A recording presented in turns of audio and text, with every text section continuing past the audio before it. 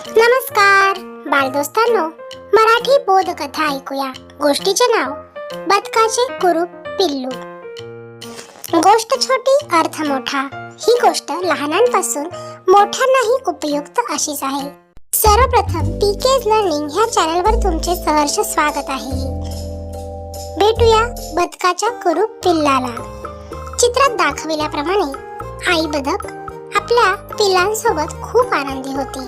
तिला तिच्या सुरेख पिल्लांकडे बघून नेहमीच अभिमान वाटत असे, कारण आईला आपल्या पिल्लांचे नेहमीच कौतुक असते. ते मऊ मऊ आणि पिवळसर रंगाचे होते. किती छान छोटी बदकाची पिल्ले दिसत होती. त्यामुळे आई बदक नेहमी आपल्या पिल्लांना सोबत खेळताना बघून हरखून जात असे. त्यापैकी 6 पिल्ले तर खूप सुरेख होती, पण 7वे पिल्लू दिसायला खूप वेगळे होते.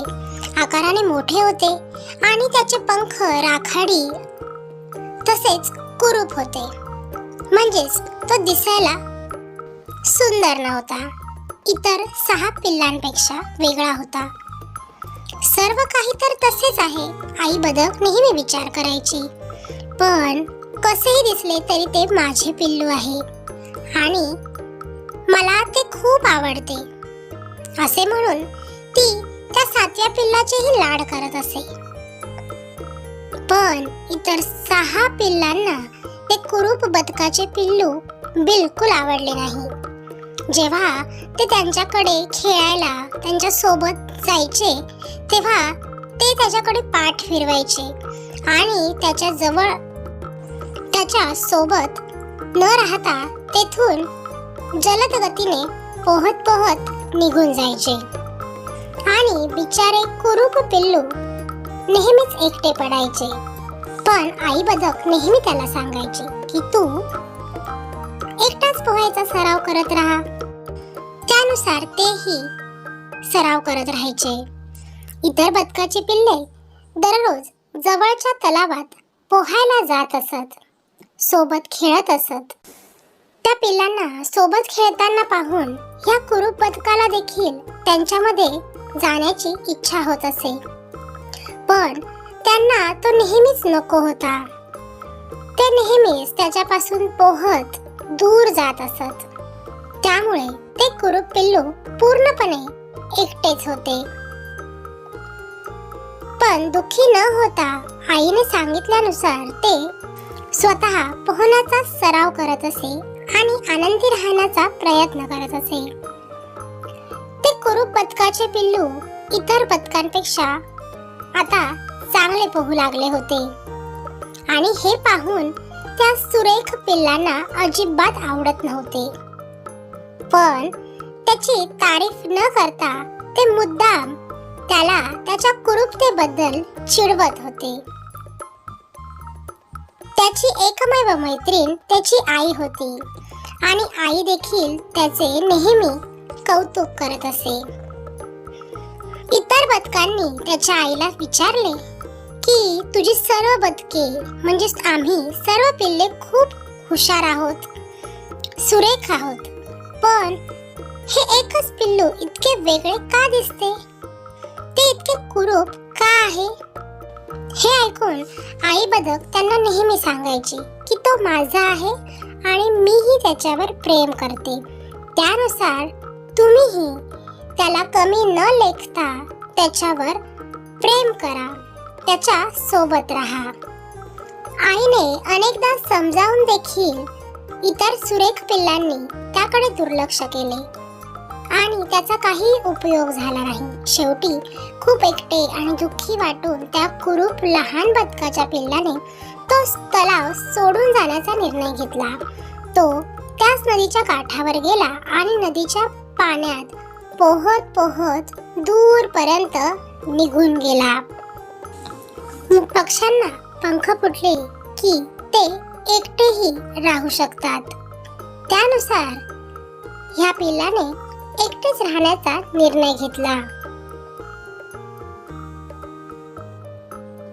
त्या बिचारा पिल्लाने जिथे जिथे आश्रय घेण्याचा प्रयत्न केला तिथे तिथे त्याला इतरांकडून नेहमीच त्याची थट्टा केली जात असे. लहान पक्षी, इतर प्राणी आणि अगदी काही मानव देखील त्याची थट्टा करत असत त्याच्या दिसण्यावरून. हे सतत ऐकून तो अधिकच एकाकी आणि दुःखी होत गेला.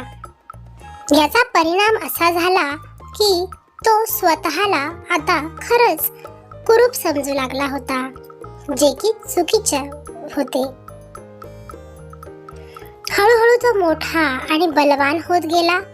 पण जेव्हा जेव्हा तो स्वतःच्या प्रतिबिंबाकडे पाहत असे तेव्हा त्याला वाटायचे, मी खूप कुरूप दिसतो. त्याने कधी स्वतःला निरखून पाहिलेच नाही, पण त्याने त्याच्या मनाचा समज मात्र करून घेतला होता, जो अगदीच चुकीचा होता. खरे तर कोणत्याही परिस्थितीत स्वतःवर विश्वास ठेवता आला पाहिजे. आता त्याला स्वतःचे प्रतिबिंब पाहायला भीती वाटत होती आणि जर त्याला कोणी येताना दिसले तर तो तेथीलच झाडांच्या आसपास लपून बसायचा, कारण दुसरे चिडवतील अशी त्याला भीती वाटायची. एके दिवशी जेव्हा तो वेळूंच्या झाडांमध्ये लपला होता तेव्हा त्याला सुंदर पांढऱ्या हंसांचा एक कळप येताना दिसला. हे सुंदर पांढरे हंस दिसायला अतिशय सुरेख असतात आणि त्यांची सुंदरता पाहून हे पिल्लू मात्र त्यांच्याकडे पाहतच राहिले. ते त्याने पाहिलेले सर्वात सुंदर पक्षी होते. त्यांच्यासारखे असणे किती छान आहे, तो स्वतःशीच म्हणाला. त्याला ते हंस मनापासून आवडले होते. काही दिवसातच हिवाळा सुरू झाला. थंड वारे आणि बर्फासह कोणत्याही आश्रयाशिवाय हे गरीब बदकाचे पिल्लू बर्फात गोठले जात होते. त्याच काळात एका दयाळू माणसाने त्याला पाहिले. त्या माणसाला त्याची दया आली. त्याने त्वरित तेथील बर्फ तोडला आणि ह्या बदकाच्या पिल्लाचे प्राण वाचवले. अनेक संकटांना सामोरे जाताना हंस आता एकटेपणाला सरावला होता. तो दुःखी राहत नसे. लवकरच वसंत ऋतू आला. बदकाच्या पिल्लाला आता तर खूप ताकद आली होती. तो नेहमीप्रमाणे पाण्यात पोहण्याचा आनंद घेऊ लागला. एकटेपणातही तो नेहमी आता आनंदी राहू लागला होता. पुन्हा पोहता पोहता तो नदीच्या काठावर पोहोचला आणि तेथून आणखी दूर गेला. हळूहळू तो अधिक मोठा होत होता. एका सुंदर सकाळी त्याने त्याचे मोठे पंख दोन्ही बाजूंना फडफडवले. आता त्याने उत्साहाने आणि आनंदाने हवेत उंच भरारी घेतली. हवेत उंच उडत उडत तो एका सुंदर आणि सुगंधित बागेत पोहोचला. त्याच्या पंखांमुळे तो आता जलद उडूही शकत होता आणि पाण्यात पोहण्याचाही आनंद घेऊ शकत होता. त्याच वेळी त्याला जवळच्या एका झाडीतून सुंदर पांढरे हंस दिसले. त्यांचे पंख सळसळत होते आणि ते आनंदाने तलावाच्या गुळगुळीत पाण्यावरून हलकेच उडत होते. ते पाहून आता बदकाचे मोठे झालेले ते कुरूप पिल्लू अधिक आनंदित झाले. बदकाच्या त्या पिल्लाला त्या सुंदर पक्ष्यांची आठवण झाली, जे त्याने खूप दिवसांपूर्वी पाहिले होते. पण तो त्यांना भेटायला घाबरत होता.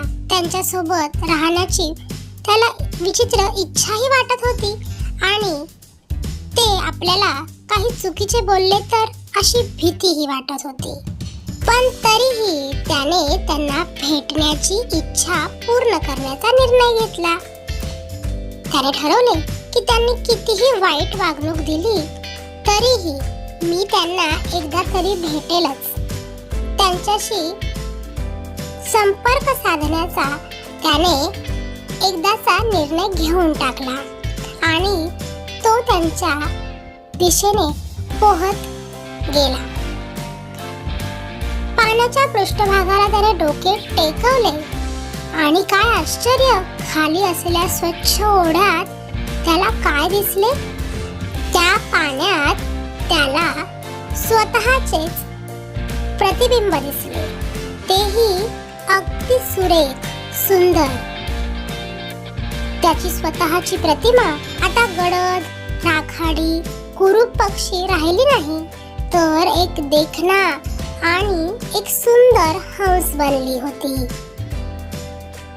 त्याला पाहून ते सुंदर पक्षी म्हणजेच इतर हंस त्या नवीन आलेल्या हंसाभोवती पोहत गेले आणि त्या सर्वांनी त्याचे स्वागत केले, कारण त्यांनाही एक नवीन मित्र मिळाला होता.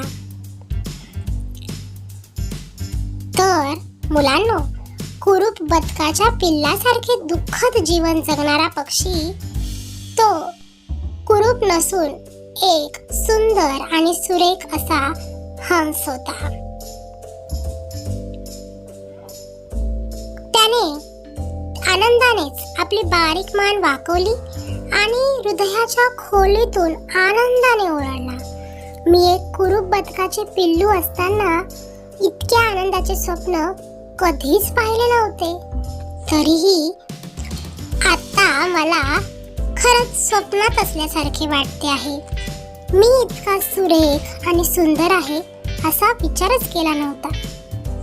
तर मुलांनो, आज या सुंदर गोष्टीतून आपण काय शिकलो? परिणामी मी सांगतो, जो आज वेगळा दिसतो, इतरांपेक्षा वेगळा वाटतो, तो भविष्यात चमकू शकतो आणि सुरेख हुशार असू शकतो. हो, प्रत्येक जण आपापल्या योग्य वेळी खास असतो. फक्त थोडेसे थांबता यायला हवे.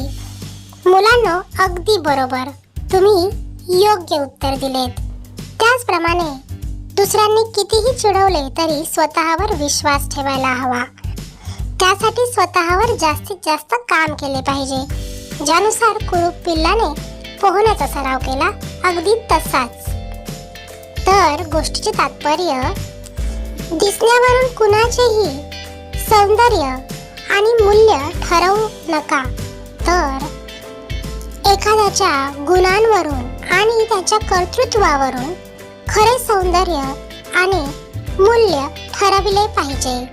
मुलांनो, गोष्ट आवडल्यास नक्की लाईक करा, आपल्या फ्रेंड्ससोबत शेअर करा आणि अशाच नवनवीन व्हिडिओसाठी चॅनलला नक्की सबस्क्राईब करा.